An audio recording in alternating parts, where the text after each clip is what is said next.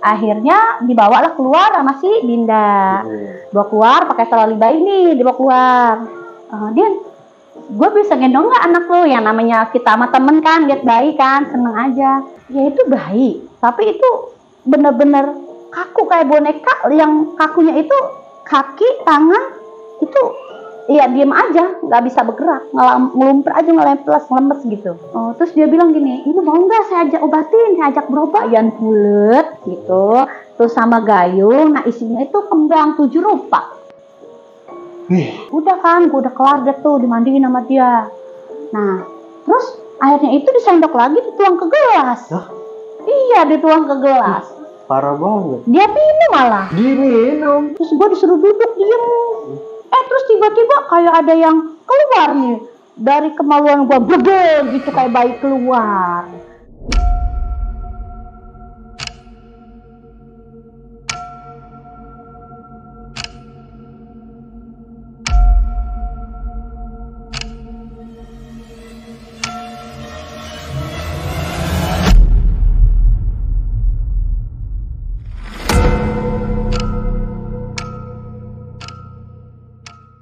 Assalamualaikum warahmatullahi wabarakatuh. Kembali lagi di Balai Misteri dengan gue Haris Setiawan. Hari ini gue kedatangan salah satu temennya temen gue, yaitu Teh Kiki. Halo Teh. Sehat Teh? Alhamdulillah sehat. Teh Kiki lagi kegiatannya apa nih? Kalau saya sih sekarang ya ngurusin rumah tangga, terus sekaligus usaha juga di rumah. Usaha apa? Buka ayam potong. Ayam potong? Iya. Sama denger-denger nih ya dari temen kalau Teh Kiki ini juga bisa pengobatan tradisional ya? Itu iya. Maksudnya gimana Teh? Terapi, ya terapinya agak sedikit aneh dan lucu juga sih. Jadi kita itu pakainya alat rumah tangga yang gampang. Maksudnya pisau? Bukan, ketahuan. Sama pakai sendok. Oh, sendok. Iya, sendok. Karena kan gini, kalau kita pakai terapi pakai alat butuh biaya juga. Jadi ya udah yang ada aja deh di rumah saya pakai gitu. Itu inspirasi dari mana Teh? Kalau keluarga itu kan emang dari dulu turun temurun pada ngeracik obat, ramuan kayak gitu, gitu tradisional gitu. Nah terus pas saya ngurut-ngurut anak saya, tetangga, alhamdulillah pada sembuh, ya udah saya terusin aja. Cuman saya mikirnya gini, awal mulanya itu, ini kan sendok. Terus kalau kita pegang, kita ke orang, ternyata agak nyetrum nih. Masa? Iya, jadi mediasinya udahlah, sendok aja alatnya. Jadi kalau kita ke badan orang setrum gitu. Jadi saya bisa tahu penyakit orang, ya urat sarafnya kejepit gitu, bagian kakinya yang sakit. Misal contohnya nih dari ujung kaki sampai ke pinggang itu biasanya sarafnya ada yang kejepit di tulang ekor gitu. Kayak gitu. Iya. Alhamdulillah juga sih udah banyak yang sehat lah gitu. Sembuh banget mah enggak sih, sehat yang udah pada enakan. Meringankan gitu. Ya. Iya, meringankan. Nah, terus gitu. Namanya pengobatan tradisional itu kan pasti menemukan hal-hal ganjil yang medis ataupun non medis. Iya. Biasanya mengalami juga yang non medisnya. Oh banyak gitu, kayak gitu tuh banyak. Banyak banget. Ya macam-macam keluhan pasien saya masing-masing itu. Tapi ini kejadiannya lebih aneh lagi. Ini bukan pasien saya. Jadi ini tuh temen. Oh temen. Temen saya. Jadi kalau ini tuh cerita bagi saya yang saya alamin gitu ya. Anaknya itu yang di dalam kandungan bayinya itu sebelum dia lahir, dia itu buat tumbal pesugihan rentenir. Masa sih? Iya, makanya saya sempat sampai ya gimana ya, saya benar-benar ya emang ngalamin sendiri. Jadi teman saya sih nggak pernah cerita karena dia nggak pernah tahu apa yang dia alamin, dia ngerasain gitu, dia nggak tahu. Oh gitu. Gitu, nggak tahu. Tetehnya berarti menangani dia juga nggak? Kalau buat nanganin, awalnya saya nggak nanganin. Tapi pas saya udah tahu, saya tanganin gitu. Berarti tahu deh apa yang bakal terjadi ya? Alhamdulillah begitu. Oke. Ini ditahan dulu Teh. Oke, sebelum kita lanjut ceritanya Teh Kiki, jangan lupa di subscribe, like, dan komen. Dan buat teman-teman Balai Misteri yang mau menjadi narasumber di Balai Misteri, bisa hubungin langsung di nomor di bawah ini atau chat langsung di channel Balai Misterinya. Nanti kita kirim nomor telepon kita sendiri. Gak usah berlama-lama lagi, kita langsung masuk ke kupas misteri.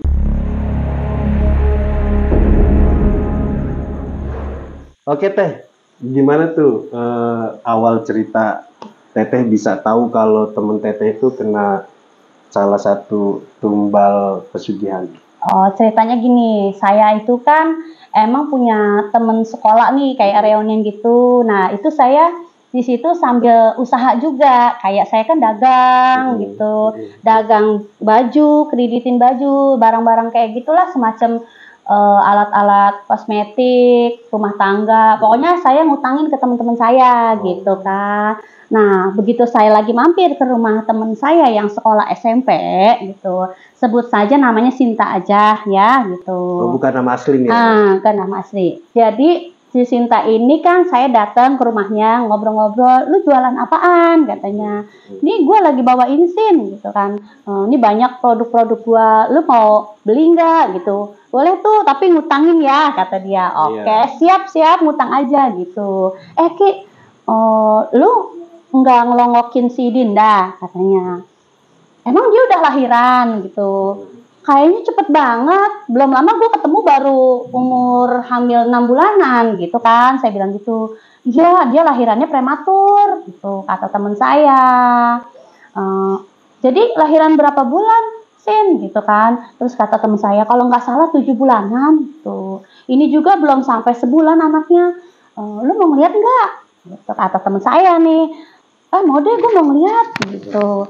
Terus ya udah kita ke rumahnya yuk kata si Sinta ini. Sekarang nih, iya sekarang gitu. Aduh udah mau johor nih, ntar dulu kenapa? Saya bilang gitu. Ya udah sekarang aja gitu. Ya udah deh gue rapi-rapi dulu tuh teman saya tuh. Nah terus kemudian jam 12 habis azan zuhur. Allahu Akbar, Allahu Akbar. Saya ke rumah Dinda. Nggak jauh rumahnya. Cuman beda satu kampung aja sih gitu, tapi masih satu RW gitu. Itu daerah mana tuh? Itu di daerah Pasir Putih. Pasir Putih Depok sih. Iya, Depok. Gitu. Sampailah saya ke sana, ke rumah Dinda. Assalamualaikum. Ini orang kemana ya? Dia kata saya, kok udah diketok pintu depan, pintu samping, sampai yang ruang belakangnya itu nggak ada orang. Pas saya nyampe ke pintu belakangnya itu, ada sesosok makhluk gaib yang saya lihat. Masa? Saya merinding di bulu saya. Itu bener-bener sesosoknya hitam, kayak berjubah hitam semua, sampai wajahnya aja nggak kelihatan. Wajahnya nggak kelihatan. Nah, teman saya ini yang si Sinta ini ada di depan rumahnya si Dinda. Berarti dia kontrakan atau rumah sendiri? Rumah sendiri, tapi kan jadi ruang tengah itu di sebelah sana. Kalau kamarnya itu berderet kan di sebelah sini. Jadi 2 kamar tapi 3 ruangan. Oh, zaman konsep rumah zaman dulu. Nah, kayak gitu. Nah, terus ada pintu belakang nih, saya ketok-ketok gitu kan, kayak ada pagar-pagar bambu karena kan dia punya kandang-kandang ayam gitu. Oh, iya. Saya lihat kok nggak ada apa-apa. Saya bingung tuh dari situ. Saya lihat, kok nggak ada apa-apa ini rumah si Dinda. Tadi kayak ada orang. Maksud saya kalau niat saya tuh kalau ada orang saya minta dibukain pintu. Gitu. Lama juga saya itu. Sampai hampir setengah jaman lah. Jadi yang tinggal di situ cuma Dinda si Dinda aja sih sama suaminya. Tapi anaknya itu ada 3 orang. Udah gitu. Besar. Yang 2 itu udah besar. Udah pada sekolah. Yang 1 sekolahnya itu kelas, kalau nggak salah kelas 5 SD, yang 1 lagi masih TK. Oh, berarti gitu. Harusnya masih ada orang lah ya? Iya, seharusnya ada orang. Tapi saya ketok-ketok dari jam 12 lewat lah sampai hampir mau jam 1. Itu nggak ada yang ngebukain. Makanya saya pikir apa tetangganya atau keluarganya kan dari pintu belakang kan gitu. Lagi ngepanin ayam kali saya pikir. Oh iya. Saya longok kan. Ternyata nggak ada orang. Nah dari situ saya aneh, kok ini hawanya lain sih. Kalau menurut orang yang kayak bisa terapis gitu kan pasti ngerasain tuh ada yang lain tuh beda gitu. Aura-aura lain. Ya, aura-aura mistis itu lain. Saya cari ke selebar kandang ayam itu nggak ada apa-apa. Gitu. Udah, saya balik lagi ke depan nih nyamperin temen saya yang lagi nungguin itu. Saya bilang gini, Sin, panteng aja nungguin, bukan dipantuin, ngetok ke pintu, gitu kan. Terus kata teman saya gini, lu ngapain sih Ki, penasaran gitu. Ya enggak, kita tuh udah nyampe rumah Dinda, tanggung gua sampai nggak ketemu gitu. Karena kan gue waktunya sempit, gue itu harus dagang lah, gue harus keliling. Terus kata teman saya gini, ayo aneh dah, lu kalau udah aneh kayak gini kenapa nih gitu, kata teman saya. Berarti temennya tahu juga. Tahu juga kalau saya bisa, emang tahu, karena dia itu sering nganter-nganter saya buat terapisin orang, terapi gitu dia yang nganter gitu. Makanya dia, saya sampai marah juga saya sama dia. Kata saya, gila lu, gue lagi muter-muter nyari jalan buat masuk ke dalam, gue ngetok si Dinda nggak ada yang ngebukain, lu malah anteng aja. Pas itu dibukain tuh pintu. Si Dindanya itu lagi kucek-kucek mata, bener kan dia tidur. Buset dah, lu lagi tidur? Iya nih, gue lagi tidur. Ini anak gue juga yang 2 tidur. Duh ampun, saya bilang. Pantes. Pantes sepi gitu. Lu kalau ada yang gotong di rumah lu nggak tahu, saya bilang begitu. Lu biasaan. Ayo masuk. Karena yang saya lihat kan anaknya nih yang baik. Masih pada tidur. Akhirnya kita ngobrol-ngobrol sampai jam 2:30. Lama juga tuh, kita udah segala nonton TV, udah ngobrol, bincang-bincang sama temen kan. Nah, saya numpang ke WC ceritanya. Tapi saya separuh penasaran juga masih sama yang tadi nih. Oh, penasaran main hitam itu ya? Masih penasaran saya. Kok saya masih aneh kan? Nggak mungkin nih kalau nggak ada titik tempat yang dia tempatin. Kalau makhluk kayak gitu kan kayak gitu. Biasanya deket-deket sama buhulnya dia. Nah, begitu. Nah, akhirnya saya ke kamar mandi. Jadi depannya itu kamarnya berderet 2. Nah, sebelahnya itu tengahnya ruangan. Sebelah sana ruangan lagi, kamar, belok ke sana, ruangan lagi buat nonton TV. Sebelah sana terus masuk, baru ketemu dapur. Gede juga itu rumah. Gede banget, emang gede banget rumahnya. Cuman ya gitu, konsep zaman dulu yang ubin keramik itu kecil banget tuh. Bener-bener zaman dulu. Yang warna merah? Iya, warna merah. Bukan, dia warna kuning. Oh iya, bener-bener kuning. Kata saya, sampai saya gini, duh. Berani-beraninya nih orang tinggal di sini sendirian gitu. Karena kan keluarga dari suaminya itu orang tuanya dia kan anak sendiri nih suaminya. Oh, tunggal. Sedangkan si Dinda ini keluarganya itu ya keluarganya banyak gitu. Jadi mungkin dia nggak betah gimana, akhirnya dia ngikutin suaminya. Nah, singkat cerita nih ya, saya masuk nih cari kamar mandi. Emang isengnya saya masih penasaran sama yang tadi. Saya cari aja tuh kamar ruang belakang yang ada pintu belakangnya, saya pengen tahu ada pintu belakang nggak nih menuju kandang ayam itu. Nah, ternyata ada. Oh, ada. Jadi dari pintu dapur kita keluar itu kayak ada satu ruangan kayak buat naruh-naruh empan gitu. Kotak kecil sih, nggak gede juga. Baru itu masuk ke kandang ayam. Iya. Kalau zaman dulu tuh ruangan dapur buat masak pakai cerombongnya, tungku. Ya, justru kalau tungkunya malah udah nggak ada, mungkin udah dibongkar kali gitu ya. Saya penasaran lagi, saya lihat-lihat lagi tuh kandang ayamnya, nggak ketemu itu makhluk yang tadi saya. Ini makhluk kemana ya? Pas saya di kamar mandi, pas menuju ke WC-nya itu. Ternyata di situ adanya. Di WC, di kamar mandi, di depan WC-nya, di depan pintunya. Sampai saya bener-bener ya, biarpun saya sering lihat yang kejadian kayak gitu kan, kita ketemu kaget juga. Ya pasti. Pasti kaget juga. Sampai waduh, astagfirullahaladzim, saya begitu. Saya bilang gini, saya di sini nggak niat ganggu, saya cuma mau ke rumah teman saya gitu. Akhirnya udah hilang tuh. Nah, langsung tuh saya ke WC. Tapi anehnya, saya di dalam WC itu nih, pintunya kayak dikunci, geduk gitu, kayak dikunci, kayak dikunci orang buka, susah. Geduk gitu. Jadi kayak ada yang gedor gitu. Tapi kayak kita buka kuncinya, tolong bukain gua kayak gitu kan. Udah kan, saya nggak tenang dong di kamar mandi.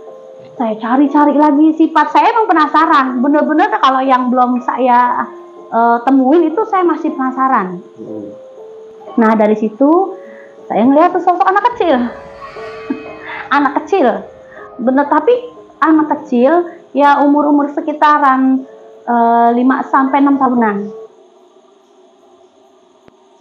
Saya pikir anaknya Dinda, karena kan yang saya pernah lihat itu anaknya Dinda emang seumurannya segitu kan, gitu. Nah, udahlah tenang, mungkin nih bocah kali pengen ini. Orang pas saya buka pintu, kalau dia kabur kan, gitu kan. Wah, dia bocah nangis nih, pengen ke kamar mandi, saya gitu. Udah kan langsung saya jalan. Saya ngelewatin kamarnya Dinda. Nah, kamarnya Dinda itu ada jendelanya, kaca jendelanya di dalam rumah ya. Jadi hordengnya itu nggak ditutup kan. Saya lihat anaknya lagi pada tidur. Lah, tuh, saya sampai ngeliat ke jendela kan. Nah, itu anaknya Dinda lagi pada tidur sama yang bayi, yang sekarang saya mau longokin nih. Ya, terus yang tadi, oh tadi bukannya anaknya Dinda dong. Saya diam aja dah, akhirnya saya diam aja. Saya mau cerita juga, kesian kan Dinda, namanya orang habis lahiran, rumahnya gede, takutnya dia iseng. Akhirnya saya ngobrol lagi di situ sampai jam 3 lewat lah, saya hampir mau 3:30. Saya ngobrol, ya lama juga di situ ngobrol-ngobrol. Nah, kebetulan saya tanya kan Dindanya, Din, gue mau nanya nih sama lu, nanya apaan nih gitu. Lu mah kan kalau nanya-nanya aneh-aneh, kata teman saya. Ntar ya bikin serem-serem nih, gue sendirian tahu, gue iseng gitu, kata dia. Terus saya mikir, gue mau nanya apaan ya. Akhirnya saya nanya, ngelesnya gini, anak lu kalau tidur siang kadang kalau ke kamar mandi suka nangis dulu nggak sih? Saya gituin aja. Oh enggak sih, paling dia mah kalau ke kamar mandi teriakan doang gitu, mama anterin aku dong gitu. Siang atau malam pokoknya dia pasti teriak gitu, kalau mamahnya nggak ada di rumah gitu. Pertanyaan pancingan tuh ya. Terus saya bilang, oh kayak gitu ya Din, emang kenapa Ki? Ayo, kenapa ayo? Pokoknya saya juga bingung mau ceritanya nih, soalnya dia udah ngomong duluan. Kalau dulu jangan nakut-nakutin duluan nih gitu. Nah kalau si Sinta mah ngomong gini, Ki, lu katanya mau ngeliat bayi gitu kan. Oh iya ya kan kesini gue mau ngeliat bayi ya. Mana sih Din anak lu gitu? Ada sih lagi tidur. Tapi gue bangunin aja. Jangan dah, jangan dibangunin, kesian tau gitu. Ternyata pas si Dinda itu mau ngambil anaknya, ternyata anaknya lagi nangis. Tapi anehnya ini, nangisnya itu ada suaranya. Tiba-tiba mukanya udah biru, udah ngolak aja udah gitu. Nggak bisa jerit dia. Biru? Sampai mukanya biru. Makanya si Dinda ini tuh pas ngeliat anaknya, ya Allah, teriak kan dia. Ya saya kaget, kenapa? Ya ini was-was sama bayi gua. Kalau nangis begini suka ngelak, nggak ada suaranya. Oh ya, ada tuh bayi yang suka nangis nggak ada suaranya. Iya, tapi kalau dia langap. Tapi kalau dia aneh bang, dia itu nangisnya itu emang benar-benar kayak nggak bisa teriak, nggak bisa ngeluarin suaranya. Oh iya. Iya, akhirnya dibawalah keluar sama si Dinda. Bawa keluar pakai tali bayi nih, dibawa keluar. Din, gue bisa gendong nggak anak lo? Yang namanya kita sama temen kan, lihat bayi kan, seneng aja. Ya boleh lah, boleh aja gitu. Lu udah cuci tangan belum? Memang si Dinda ini kan anaknya seneng jalan. Gitu. Terus sama ya pokoknya ya lucu aja dah dia kalau udah ngumpul sama kita. Lu udah cuci tangan belum nih? Kata dia. Kalau lu belum cuci tangan gitu, lu jangan pegang anak gua, kan anak gua rabies. Buju buneng, saya kata gitu. Luar dah tuh logat saya tuh yang ngata-ngatain dia. Ketawa lah kita itu. Nah terus gendong lah itu si bayi. Terus saya gendong, saya biasalah menggendong bayi, saya gini-giniin. Tapi kok aneh, saya itu aneh ngelihat dia. Ngelihat dia itu bener-bener kayak kita gendong bayi, tapi kita gendong boneka. Maksudnya? Ya itu bayi, tapi itu bener-bener kaku kayak boneka, yang kakunya itu kaki, tangan, itu iya diem aja, nggak bisa bergerak, ngelumpur aja, ngelemes gitu. Oh lemes gini. Kayak boneka kita gendong-gendong, tau nggak ya boneka kakinya panjang tuh kan leklok gitu kalau kita gendong. Nah terus dia itu nggak bisa gerak tuh, dia nggak bisa, cuman matanya aja yang bisa kanan kiri gitu. Oh lemes tapi masih matanya masih. Tapi yang saya aneh detak jantungnya itu sampai saya pegang kan. Itu cuman biasanya kan kalau namanya manusia deg deg deg deg itu Iya, enggak. dari lama. Itu enggak deg gitu. Deg. Saya aneh dari situ. Oh, jadi pelan. Pelan. Akhirnya saya diam sebentar. Kata teman saya nih yang namanya si Sinta ini, dia paham kalau saya udah diem kayak gitu, dia paham. Kata teman saya gini, Din, sini dulu. Kita ngobrol sebentar yuk. Gitu. Dia diajak ngobrol. Saya nerawang. Saya ngeliat nih, ternyata pas bayi itu saya pegang, saya ngeliat semua kejadian yang ya ibaratnya yang si Dinda ini nggak sadarin. Saya udah mulai agak pelan tuh, udah agak serius nih nada saya. Gue mau nanya lu, Din. Terus kata teman saya yang si Sinta ini, tuh Kiki mau ngeliat apaan tuh? Tuh coba lu tanya.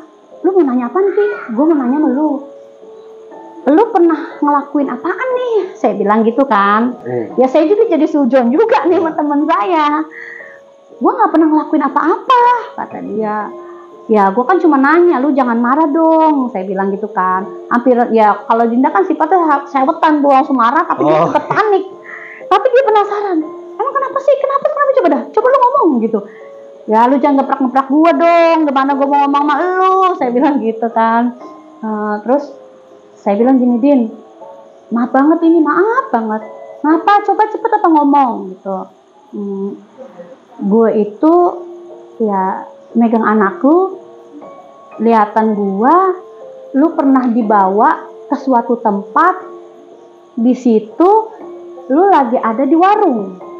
Awalnya gitu saya bilang. Waktu sebelum itu kan gua warung udah banyak gitu. Kemarin aja gua habis dari warung, kata teman saya gitu. Enggak, bukan. Maksud gua waktu lu sebelum lahiran gitu. Sebelum lahiran gua ke warung mana? Kata dia nih, kata teman saya. Pokoknya gini Din, gua itu ngeliat lu lagi ada di warung, lagi belanja, tapi lu ngobrol sama ibu-ibu ya umur 50 tahun lebih lah ke atas. Gua ke warung, gua ngapain? Oh iya deh, gua pernah waktu gua hamil umur 6 bulan, kata dia. Gua ke warung, kepala gua lagi sakit banget. Gua ceritanya mau cari buat nempelin di kepala gua gitu, ya kayak balsem, kayak apa gua lupa, kata dia. Terus gua ditanya sama ibu-ibu, tanya nih, pokoknya ibu-ibu itu penampilannya beda dah kayak orang sini. Dia tuh kayak bukan orang sini, katanya gitu. Nah, akhirnya ya terus gimana? Lu bilang apa, Din? Gitu.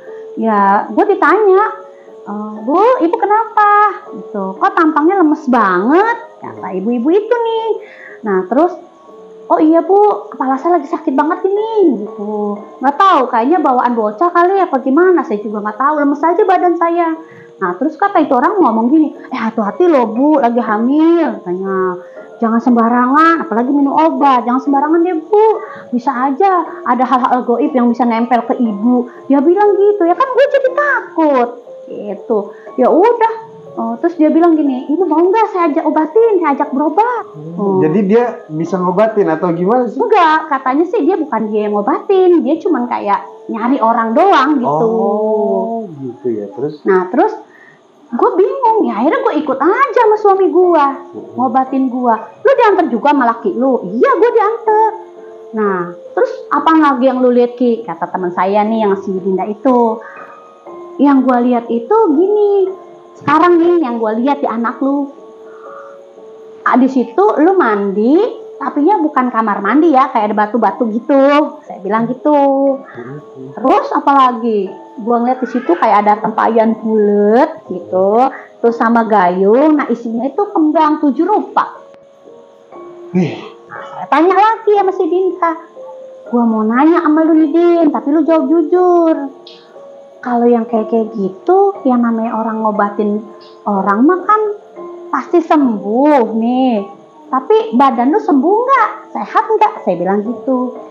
Badan gue sih enakan. Gitu, tapi gue aneh. Nah lo, aneh kenapa tuh? Saya bilang gitu. Gue kan ceritanya habis dimandiin nih, gue diguyurin. Tapi gue duduknya itu, nongkrongnya itu, gue di ember bak kayak gede gitu. Iya, bak gede. Gua disuruh di situ.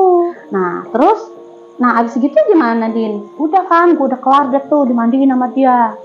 Nah, terus airnya itu disendok lagi, dituang ke gelas. Hah? Iya, dituang ke gelas. Parah banget. Dia minum malah. Diminum. Sama temen saya itu diminum. Terus saya tanya lagi. Nah, habis kayak gitu, apa yang ngalamin, Din? Maaf ya, kalau gua nih, yang gua lihat sih, itu bayi lu langsung gak ada, Din. Kayak gitu kan. Terus kata si Dinda, bener, kata dia. Kata dia, lah yo bener kenapa? Gue sih perut gue mah ada, gue cariin. Tapi gue habis minum tuh, kata dia. Habis minum nih gue gelegek gue minum, kata dia. Terus gue disuruh duduk diem. Terus tiba-tiba kayak ada yang keluar nih dari kemaluan gue, bleber gitu kayak bayi keluar. Nah kan gue kaget, gue nggak ngerasa ngeden, nggak ngerasa mules. Lah kok gue beranak apa ya di sini? Gue mikir gitu. Sampai gue cariin perut gue, ada, kata dia gitu. Oh, jadi dia merasakan kalau bayinya tuh keluar, tapi padahal di badan perutnya masih ada. Dia itu perutnya masih gede, masih orang hamil, keadaan hamil, gitu. Tapi dari situ ya aneh, selang 1 jam anaknya nggak bergerak kenceng. Oh, nggak aktif? Nggak aktif. Nggak ada kayak gerakan apa-apa? Nggak ada. Terus pas setelah lu nyampe di rumah, apa yang lu alamin, Din? Pernah nggak lu ngalamin sesuatu kejanggalan? Sering, kata dia. Pertama, gua pulang dari situ, kayak ada anak kecil ngikutin gua terus. Kayak dia gitu. Terus, ya gue pikir kan anak gua pas gua nengok, si Ajam ada di sebelah sana sama ayahnya, kata dia gitu. Nah, udah gitu kan, pas malamnya nih, selama 3 malam itu, gue mimpi ada yang ngambil anak gue di dalam perut gue nih, bayi gue kayak ditarik gitu sama makhluk hitam. Hitam itu pakai jubah semua hitam.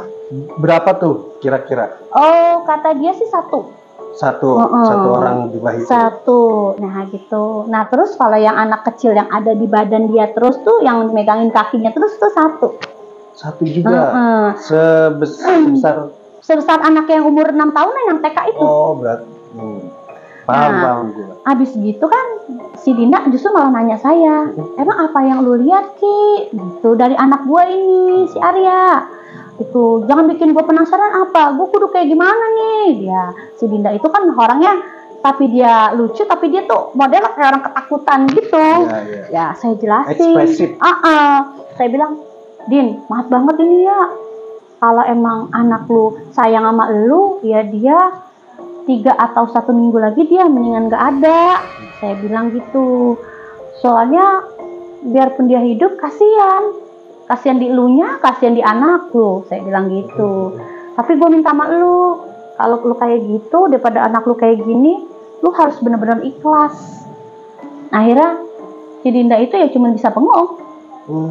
Tapi dia udah bengong, udah nggak bisa ngomong. Akhirnya teman saya yang si Sinta ini nanya, Ki, emang itu anaknya si Dinda? Kenapa sih, gue juga jadi bingung. Gitu. Kenapa lu harus bilang pasrah? Maksudnya emang kenapa? Jadi gini, Asin, saya bilang gitu kan. Anaknya Dinda ini tuh nyawanya itu udah separuh. Karena ibaratnya rohnya dia tuh udah ditarik duluan. Jadi buat tumbal pesugihan rentenir. Innalillahi wa inna ilaihi raji'un. Jadi itu tuh jadi tumbal karena nggak sengaja juga kan? Iya, karena bukan niat si Dinda ini numbalin anaknya, bukan. Jadi dari orang lain ya? Orang lain itu nyari mangsa, gitu. Karena semakin dia, ya kalau lihatan saya, semakin dia banyak nyari mangsa itu semakin kaya dia. Iya pasti. Semakin kaya. Ya contohnya bisa berpuluh-puluh juta tuh uang yang dia dapetin dalam 1 bayi. Gila. Tuh kayak gitu. Bayi. 1 bayi. Ya mungkin sekitaran kalau lihatan saya 50 jutaan. Wow. Itu juga uangnya uang goib. Bukan uang tahu-tahu ada gitu. Langsung ibarat kata uang goibnya bukan tahu-tahu dia dikasih sama orang ada segitu, enggak. Jadi dia tuh kayak kayak kalau saya lihat persisnya itu dia kayak punya loker sendiri, tempat nyimpen uang kayak gitu. Jadi kalau udah ada tumbal ya udah ada uangnya. Oh, Gitu. sedangkan si Dinda ini bukan berarti ibu-ibu yang ngusul buat berobat ini itu pemujanya. nah, ya betul. Jadi dia itu pemujanya itu, dia itu si rentenir itu. Oh, astaga. Justru uang yang dia dapetin itu buat minjemin ke orang-orang lagi. Anjir, merinding gue. Sampai bawah-bawah, gila. Plot twist-nya di situ tuh ya, berarti si ibu ini nyari mangsa di kampung-kampung gitu. Sedangkan dia bukan orang situ. Oh, Bukan, nggak ada yang kenal sama orang itu. astaga. Dia orang mana? Kurang tahu juga sih dia orang mana. Cuman kata si Dinda itu memang dia orang situ juga, nggak ada yang kenal sama dia. Gitu. Tapi sering dia kadang nongkrong gitu kan. Nah, kirain mah ya namanya orang minjemin duit kan, mau dong gitu. Terus akhirnya saya bilang kayak gitu sama teman saya yang Dinda itu. Saya bilang, Din, maaf banget ya, gue tadi di kamar mandi nih, saya balik lagi jelasin. Di kamar mandi ngeliat sosok itu. Oh, jadi si anak kecil yang suka narik-narik itu? Iya, si itu. Yang teteh lihat itu? Itu yang bayi itu sebenarnya. Nah, kalau yang merinding di saya yang jubah hitam itu, justru dia yang ngambil anak itu. Dia lagi nungguin. Jadi kalau misalnya walaupun anak itu hidup ya percuma, dia nggak bisa bergerak, nggak bisa ngapa-ngapain, jantungnya pun lemah. Ya mungkin kalau menurut orang di luaran sana ya nggak percaya sih. Iya. Tapi itu yang saya udah tahu, yang udah saya alamin teman saya. Berarti itu hampir sama kayak yang apa ya namanya, uang dilempar tuh, maksudnya dibuang, terus ada orang nemu digunakan, dia mati. Cuman kalau itu kan bedanya gini, kalau itu kan benar-benar orang itu yang ngambil, yang nyata gitu kan. Kalau ini kan bedanya itu kan bayi. Iya, nggak sengaja lah. Nggak sengaja lah gitu. Ya menurut saya sih lebih bejat lagi lah, kasihan kan. Ya. Jadi memperkaya dirinya, mengorbankan orang lain. Gitu. Kira-kira ada nggak tuh kalau misalnya pesugihan ngorbanin ini aja tetangga yang jahat? Kalau tetangga yang jahatnya itu namanya santet. Bukan yang ngorbanin, itu mah disantet. Beda lagi, kalau itu nggak ada duitnya. Iya, betul, itu nggak ada duitnya itu mah. Ya kalau ada sih nggak apa-apa, gue mau. Ada duitnya buat yang ngedukun ini aja sih, gitu. Dukunnya yang banyak duitnya mah gitu. Bener-bener ya kesian juga saya, makanya saya kadang-kadang kalau ngeliat-ngeliat orang hamil tuh harus bener-bener ini banget. Kalau orang hamil itu ya pesen saya gini. Oh iya benar. Pesen saya gini, kalau orang hamil ya kalau bisa itu habis zuhur atau adzan zuhur mendingan diam di dalam rumah deh. Oh gitu. Kayak gitu. Terus maghrib dan maghrib tua kalau udah malam nggak usah keluar, karena itu banyak yang berkeliaran. Bahannya. Anak kecil aja bisa hilang diumpetin, apalagi yang hamil. Gombel ya. Kita itu kan nggak boleh keluar di saat maghrib. Contoh nih, kenapa sih kita nggak boleh keluar di saat maghrib? Ya banyak ya kayak model-model hantu ini, hantu A, B itu pasti udah banyak lah nungguin di luar. Nah logikanya pasti dong hantu bisa masuk ke rumah. Oh iya. Artinya satu, kita baca doa. Bismillahirrahmanirrahim. La ilaha illa anta subhanaka inni kuntu minaz zalimin. Udah, kita niat ya Allah jauhkan saya, keluarga saya dari orang-orang yang zalim. Udah. Insya Allah kita aman satu keluarga. Gitu. Nah, kalau kita mau keluar ya baca bismillah lagi gitu. Itu yang nggak gua habis pikir itu kayaknya si rentenir itu jahat juga ya. Wah, itu bukannya jahat juga, emang jahat. Itu pesugihan apa sih namanya kalau kayak gitu ya? Ya, jadi sebenarnya dia itu punya pesugihan dan perjanjian kalau kayak gitu.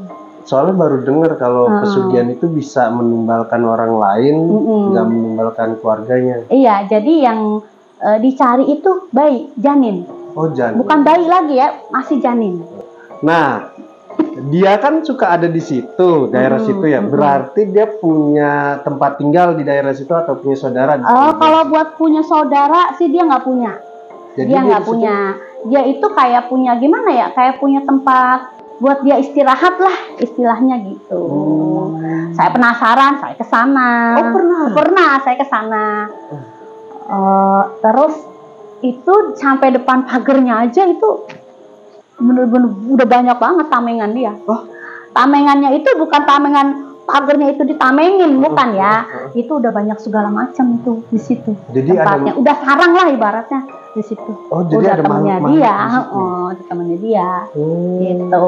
Apa aja tuh Teh kalau Teteh bisa jabarin? Itu kayak macem-macem ya. Itu makhluknya kayak ada tanduknya. Itu gede, tinggi, warnanya itu merah. Nah, itu dia talinya itu sampai keluar ke sini. Ini mulut itu sampai keluar keluar ini. Ya, sampai ngelipet ke sini. Itu yang di depan pagernya. Itu yang di depan pagernya. Tinggi, badannya gede. Tuh. Nah, kalau yang di sebelahnya lagi nih, sebelah kanan itu kan sebelah kiri. Yang sebelah kanannya itu berbentuknya kayak sesosok kayak ular gitu. Ular. Ya, ular. Dan justru semuanya itu sampai ke dalam itu pas saya lihat, saya penasaran kan, karena orangnya nggak pernah ada di situ, jarang. Oh, jadi yang nunggu di situ? Nggak ada yang nunggu, rumahnya kosong. Kosong. Jadi sewaktu-waktu aja dia ke situ. Makanya dibilang rumah juga bukan. Jadi kayak gimana ya? Itu kayak rumah peninggalan zaman dulu ya, terbengkalai. Dia ada di situ. Tapi dirawat, Kak, halamannya kayak enggak. Ya, dibilang dirawat, tapinya gimana ya, bener-bener kumuh lah tempatnya. Ini banget. Kumuh. Tempatnya kumuh. Tapi udah dipagar sih, pagar gitu kan. Ya kalau dirawat ya bersih. Apa aja tuh yang dilihat lagi di dalam? Saya penasaran karena pagarnya itu kan nggak ada gemboknya ya. Saya masuk lah itu. Temen saya udah ngelarang kan, jangan masuk jangan masuk. Gak penasaran, gue penasaran. Lu diem aja situ. Gue nggak berani masuk gitu. Gue diem aja deh di sini gitu. Ya udah kan si Cinta ini diam di situ kan, jauh dari pagar itu tuh jauh. Saya masuk, wah itu di dalamnya itu kayak istana di dalamnya. Bener-bener kayak gimana ya? Ya benar-benar mewah banget dalamnya itu. Serius? Serius, benar-benar.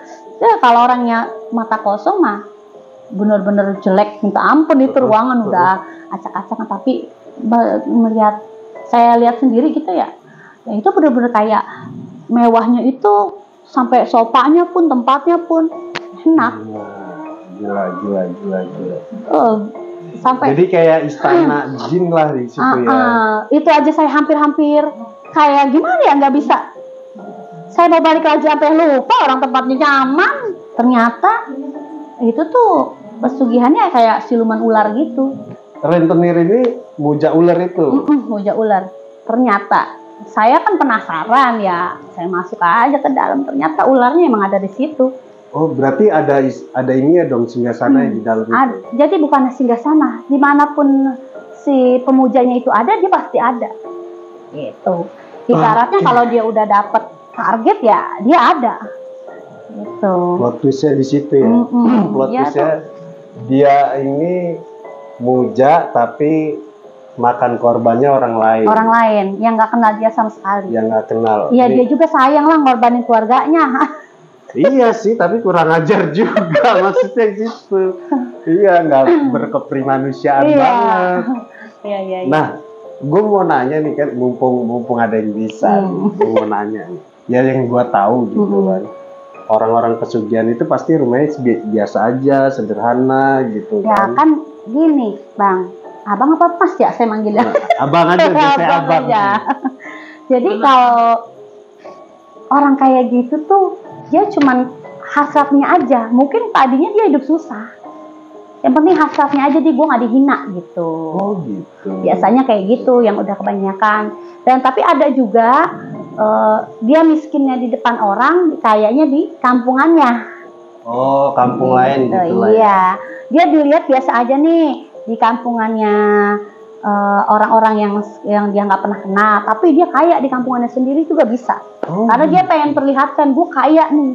Gitu. Bisa juga. Mungkin dia cemoohin atau gimana hidupnya, cuma dia salah jalan. Iya benar. Gitu.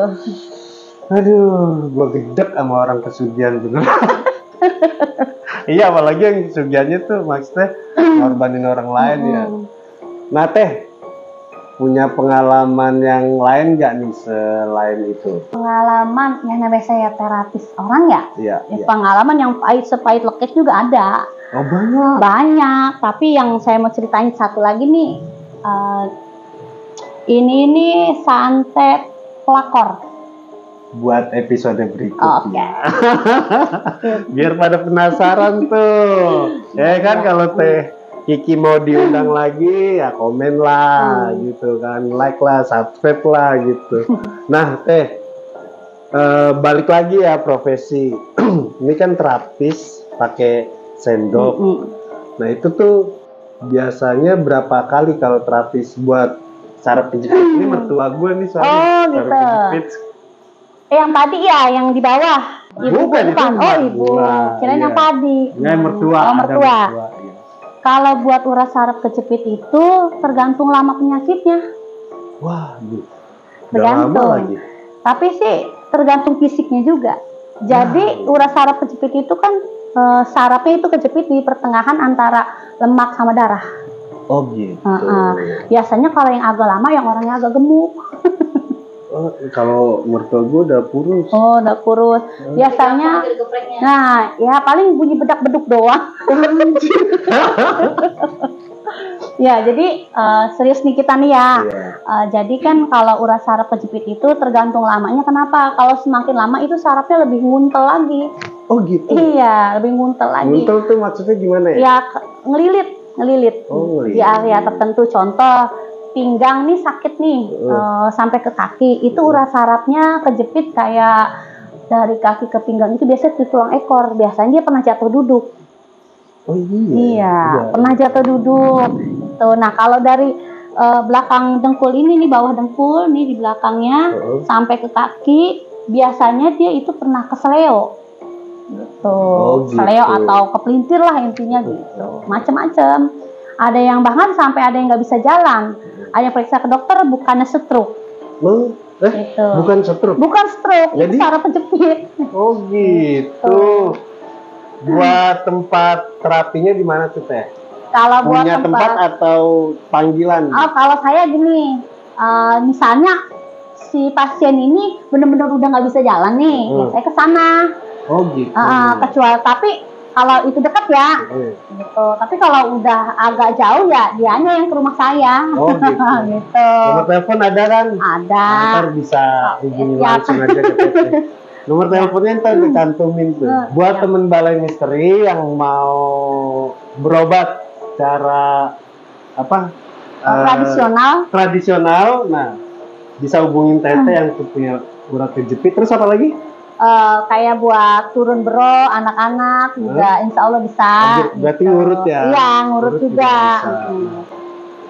Saatnya Balai Misteri izin pamit. 2 hari dan Teh Kiki Nandawati.